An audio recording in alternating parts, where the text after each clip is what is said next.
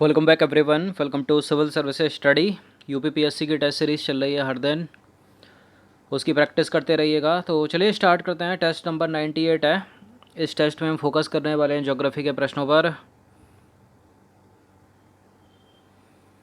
तो आज हो गई है 20 जून 2020।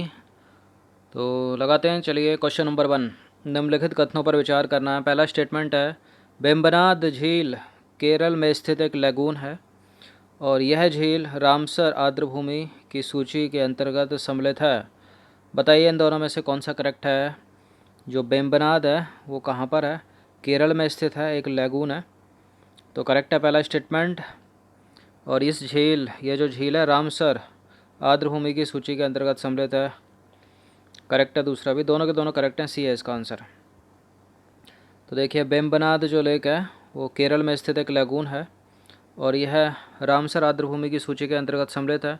इस झील में केरल की लगभग 10 नदियां अपना मुहाना बनाती हैं और नेहरू ट्रॉफी नौकायन प्रतियोगिता जो है हर साल ओणम पर्व के अवसर पर इसी झील में आयोजित की जाती है। इसी किसी झील में? वेम्बनाड झील में, केरल।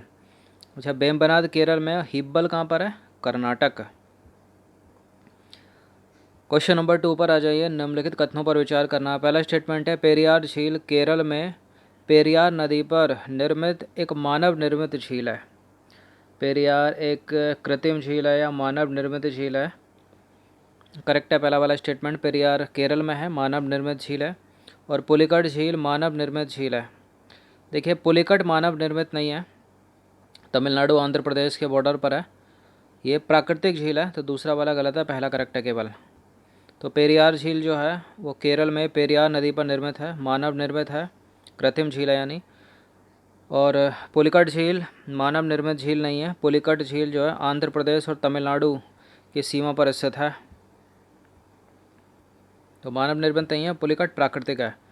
क्वेश्चन नंबर 3 पर आ जाइए। निम्नलिखित कथनों पर विचार करना है। पहला स्टेटमेंट है, अक्टूबर और नवंबर में मानसून के पीछे हटने या लौटने को सामान्यतः मानसून का निवर्तन कहा जाता है। मानसून अवधि के दौरान लगातार वर्षा होने के बाद कुछ सप्ताह के लिए वर्षा रुक जाती है। ऐसी स्थिति को मानसून विच्छेद की संज्ञा दी जाती है। बताइए। देखिए करेक्ट है दोनों के दोनों स्टेटमेंट, बिल्कुल। इसका आंसर हो जाएगा क्या? Option number C. Option number C. तो मानसून अवधि के दौरान लगातार वर्षा होने के बाद कुछ सप्ताह के लिए वर्षा रुक जाती है। ऐसी स्थिति को जो है मानसून विच्छेद कहते हैं। ये स्टेटमेंट में बना के पूछ सकते हैं, याद रखिएगा इसको। अक्टूबर एवं नवंबर में मानसून के पीछे हटने या लौटने को सामान्यतः मानसून का निवर्तन कहा जाता है।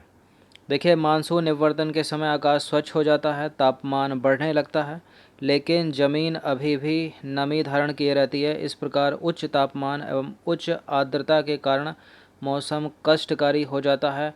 इसे कार्तिक मास की ऊष्मा कहा जाता है। अंग्रेजी में बोलते हैं इसको अक्टूबर हीट। क्या बोलते हैं? अक्टूबर हीट। देखा होगा आपने, काफ़ी गर्मी बढ़ जाती है। अगर आप सेकंड फ्लोर, थर्ड फ्लोर या फोर्थ फ्लोर पर रहते हो तो अक्टूबर माह में भी आपको कूलर या एसी की ज़रूरत पड़ेगी। क्वेश्चन नंबर 4 पर आ जाइए। निम्नलिखित कथनों पर विचार करना। पहला स्टेटमेंट है, पश्चिमी विक्षोभ भूमध्य सागर पर उत्पन्न होते हैं। दूसरा स्टेटमेंट है, वेस्टर्न डिस्टर्बेंस बोलते हैं इसको इंग्लिश में। पश्चिमी विक्षोभ अपने प्रवाह के क्रम में भूमध्य सागर के अतिरिक्त कैस्पियन सागर से भी आर्द्रता ग्रहण करते हैं।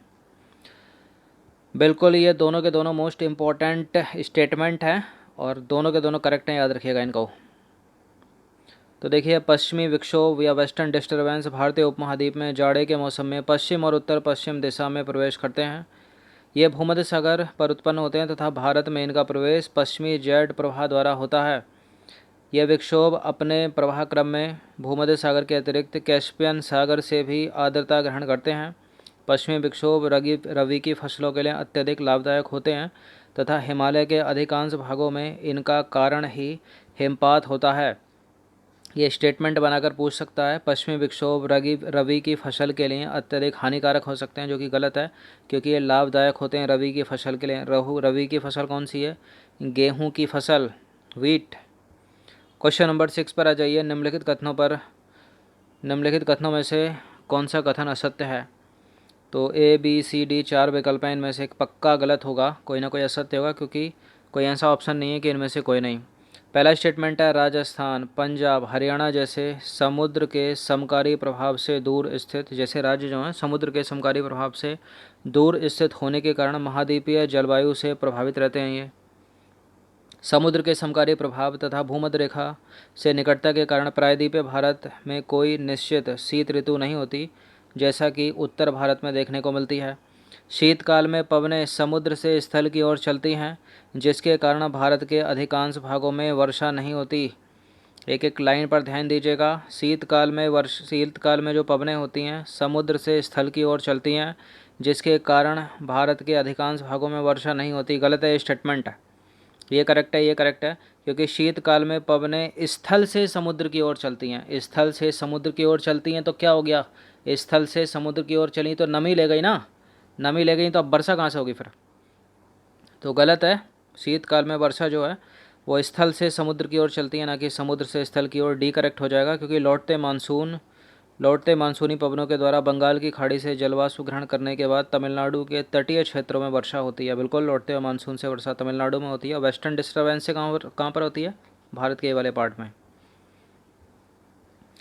तो देखिए सी वाला यहाँ पर गलत है, क्योंकि शीतकाल में पवनें स्थल से समुद्र की ओर चलती है, ना कि समुद्र से स्थल की ओर, जिसके कारण भारत के अधिकांश भागों में वर्षा नहीं होती, क्योंकि उनमें नमी की कमी होती है एवं स्थल पर घर्षण के कारण इन पवनों का तापमान बढ़ता जाता है।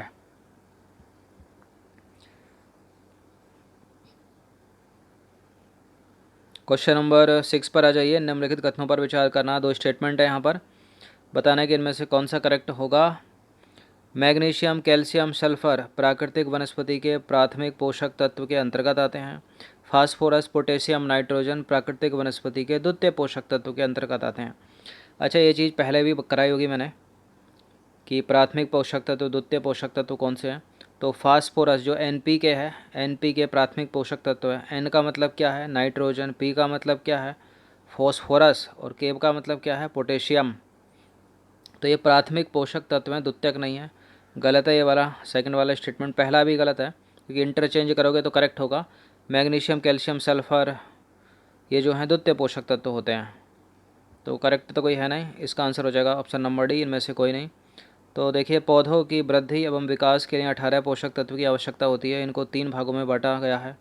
प्राथमिक पोषक तत्व के अंतर्गत phosphorus, nitrogen, potash, oxygen, carbon और हाइड्रोजन आते हैं। और द्वितीय पोषक तत्व के अंतर्गत आते हैं मैग्नीशियम, कैल्शियम और सल्फर। और सूक्ष्म पोषक तत्व के अंतर्गत आते हैं मैग्नीज, बोरोन, आयरन, तांबा, जिंक, मोल्डोबिनम, कोबाल्ट, क्लोरीन और सोडियम। मोस्ट इम्पॉर्टेंट है, याद रखिएगा। प्राथमिक पोषक तत्व, द्वितीयक पोषक तत्व और सूक्ष्म पोषक तत्व।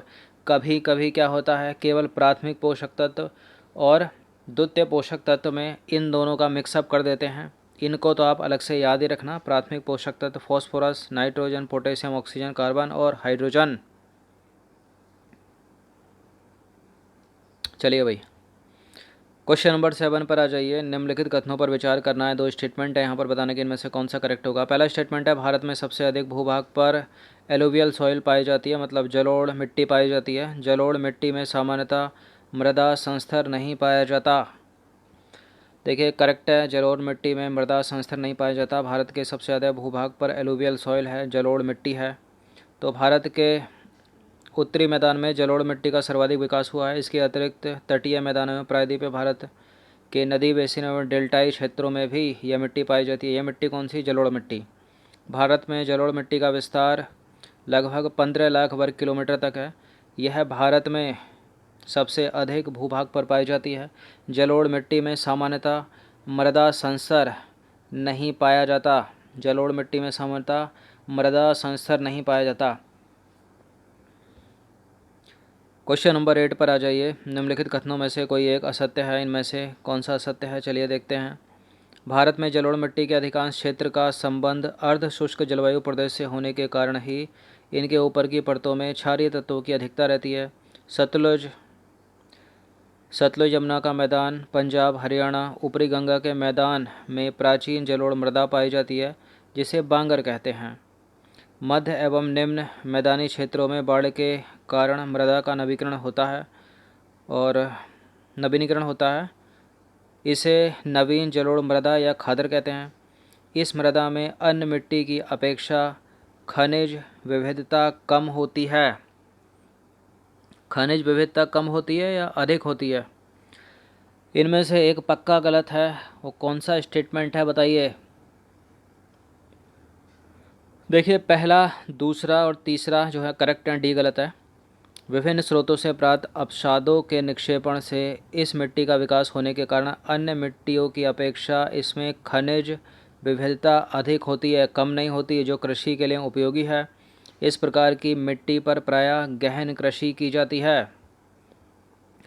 क्वेश्चन नंबर 9 पर आ जाइए। पहला स्टेटमेंट है, भारत में लाल पीली मिट्टी पश्चिमी घाट के गिरिपद क्षेत्रों, उड़ीसा तथा छत्तीसगढ़ के कुछ भागों, मध्य गंगा के मैदान के दक्षिणी भागों में, दक्कन पठार के पूर्वी तथा लाल भाग में पाई जाती है। लाल पीली मृदा अम्लीय प्रकृति की होती है। देखिए, पहला तो करेक्ट है। क्या दूसरा करेक्ट है? लाल पीली मिट्टी अम्लीय प्रकृति की होती है। बिल्कुल, दोनों के दोनों करेक्ट हैं। तो लाल पीली मृदा में नाइट्रोजन, फॉस्फोरस, पोटेशियम, ह्यूमस की कमी होती है।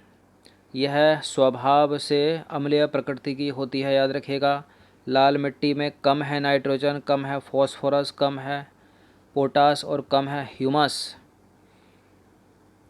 यानी जीवाश्म। क्वेश्चन नंबर 10 पर आ जाइए। निम्नलिखित में से किस मिट्टी को उष्णकटिबंधीय चरनोज़म सॉइल भी कहा जाता है? कौन सी है इसमें? ट्रॉपिकल चरनोज़म सॉइल या उष्णकटिबंधीय चरनोज़म मृदा? जलोढ़ मृदा नहीं है, लाल पीली मृदा भी नहीं है, लेटेराइट मिट्टी भी नहीं है, काली मिट्टी को बोलते हैं। ऑप्शन नंबर डी है इसका उत्तर, उष्णकटिबंधीय चरनोज़म सॉइल। तो काली मिट्टी को कपासी मृदा या रेगर मृदा या रेगुर मृदा के नाम से भी जाना जाता है। इसके अतिरिक्त इसे उष्णकटिबंधीय चरनोज़म सॉइल के नाम से भी जाना जाता है, याद रखिएगा। क्वेश्चन नंबर 11 पर आ जाइए। कुछ स्टेटमेंट है यहाँ पर, दो स्टेटमेंट बताना कि इनमें से कौन सा करेक्ट है। काली मिट्टी का निर्माण दरारी उद्भेदन से निकलने वाले लावा पदार्थों के विखंडन से हुआ है। इस मिट्टी में जल धारण करने की क्षमता अत्यधिक कम होती है। देखिए, काली मिट्टी में जल धारण करने की क्षमता तो अधिक होती है ना, कम थोड़ी होती है। गलत है दूसरा वाला स्टेटमेंट, पहला करेक्ट है केवल। तो इसका आंसर हो जाएगा ऑप्शन नंबर ए, 1 ओनली। तो काली मिट्टी का निर्माण दरारी उद्भेदन से निकलने वाले लावा पदार्थों के विखंडन से हुआ है। इस मिट्टी की जल धारण क्षमता अत्यधिक होती है, कम नहीं होती, जिसके कारण सिंचाई की कम आवश्यकता पड़ती है काली मिट्टी में। कपास की खेती के लिए मोस्ट इम्पोर्टेंट है। क्वेश्चन नंबर 12 पर आ जाइए। निम्नलिखित कथनों पर विचार करना है। पहला स्टेटमेंट है, ह्यूमस, एल्यूमिनियम एवं लोहे के टाइटेनीफेरस मैग्नेटाइट यौगिक की उपस्थिति के कारण ही काली मिट्टी का रंग काला होता है। इस मृदा में नाइट्रोजन, फॉस्फोरस जैव तत्वों की अधिक मात्रा पाई जाती है तथा पोटास, एल्युमिनियम की कम मात्रा पाई जाती है। देखिए, पहला वाला करेक्ट है, दूसरा गलत है, क्योंकि काली मिट्टी में नाइट्रोजन, फॉस्फोरस जैसे तत्व जो होते हैं, जैविक तत्व, उनकी कमी होती है, कमी, अधिकता नहीं होती। तो अधिक कौन से हैं पदार्थ इसमें? पोटास, एल्युमिनियम जो है ये अधिक पाए जाते हैं। तो गलत है दूसरा वाला स्टेटमेंट, केवल पहला करेक्ट है। तो इसका आंसर हो जाएगा ऑप्शन नंबर ए। तो देखिए, काली मिट्टी में नाइट्रोजन, फॉस्फोरस पे जैविक तत्वों की कम मात्रा पाई जाती है, कम, और पोटास, एल्युमिनियम, मैग्नीशियम कार्बोनेट की मात्रा इसमें अधिक पाई जाती है, पर्याप्त मात्रा पाई जाती है। थंबनेल पर एक प्रश्न पूछा होगा, समझ गए होगे आप, इसका उत्तर क्या है। क्वेश्चन नंबर 13 पर आ जाइए। निम्नलिखित में से कौन सी मृदा मुख्यतः चाय, कहवा, रबर, सिंकोना, काजू और मसालों की खेती के लिए प्रसिद्ध है? लेटेराइट सॉइल, रेगुर सॉइल, लवणीय सॉइल या फिर जलोढ़ सॉइल? तो देखिए, काजू की खेती के लिए, जहाँ काजू से पूरा एलिमिनेट हो जाएगा, लेटेराइट मिट्टी की बात हो रही है, लेटेराइट सॉइल, लेटेराइट मिट्टी जो है काजू की खेती के लिए, सिंकोना की खेती के लिए, रबड़ की, कहवा, चाय की खेती के लिए प्रसिद्ध है। लेटेराइट मिट्टी के ऊपर यूपीएससी सिविल सेवा में 2014 में प्रश्न पूछा जा चुका है और उसमें ऑप्शन था कि काजू की खेती के लिए और रबड़ था या कहवा था के लिए जो है महत्वपूर्ण होती है। तो सही था वाला स्टेटमेंट है। तो देखिए, लेटेराइट मृदा का विकास उन क्षेत्रों में होता है जहां ऊंचा तापमान एवं भारी वर्षा होती है। अधिक वर्षा के कारण जल के साथ चूना एवं सिलिका का निक्षालन हो जाता है तथा लोहे के ऑक्साइड और एल्युमिनियम के यौगिक जो है मृदा में शेष रह जाते हैं या बचते हैं। लेटेराइट मृदा में मुख्यतः चाय, कहवा, रबर, सिनकोना, काजू, मसाले आदि की जो है खेती की जाती है, याद रखिएगा। क्वेश्चन नंबर 14 पर आ जाइए। कुछ स्टेटमेंट है यहाँ पर। कितने स्टेटमेंट? 2 स्टेटमेंट है। फास्फोरस से पौधों का विकास होता है। फास्फोरस से पौधों का विकास होता है व यह फल पकने में सहायता करता है। कौन? फास्फोरस। जिंक पौधों में एंजाइम सक्रियता एवं प्रोटीन संश्लेषण में सहायक होता है। बिल्कुल करेक्ट हैं दोनों के दोनों स्टेटमेंट। करेक्ट पूछा है तो सी है इसका आंसर। क्वेश्चन नंबर 15 पर आ जाइए। निम्नलिखित कथनों में से कौन सा इनकरेक्ट है, असत्य है? जिसकी एक्सप्लेनेशन नहीं है उसको 1-2 बार पढ़ लिया कीजिए खुद से भी। तो क्वेश्चन नंबर 15 इनमें से कोई एक गलत है। मोल्विडेनम दलहनी फसलों में नाइट्रोजन स्थिरीकरण का कार्य करता है। पौधों में आयरन श्वसन व क्लोरोफिल उत्पादन में सहायता करता है। और कोबाल्ट पौधों में विटामिन वी का निर्माण करता है। कोई इसमें अगर इनकरेक्ट है तो डी लगाइए, वरना बताइए कौन सा इसमें सही है।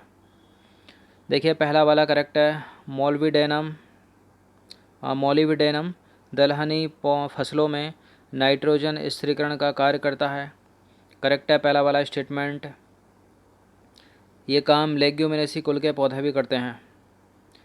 लेग्यूमिनेसी कुल के पौधों में जो बैक्टीरिया पाए जाते हैं वो भी करते हैं।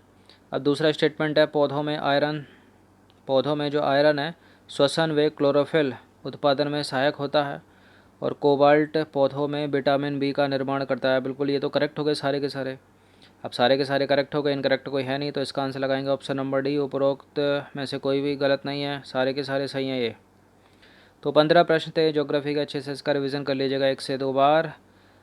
बाकी अगर ये टेस्ट पसंद आता है तो एक लाइक ज़रूर कीजिएगा और लेटेस्ट वीडियो नोटिफिकेशन पाने के लिए टेलीग्राम चैनल को ज्वाइन कर लीजिए और चैनल को सब्सक्राइब कर लीजिए लाल बटन दबाकर। धन्यवाद।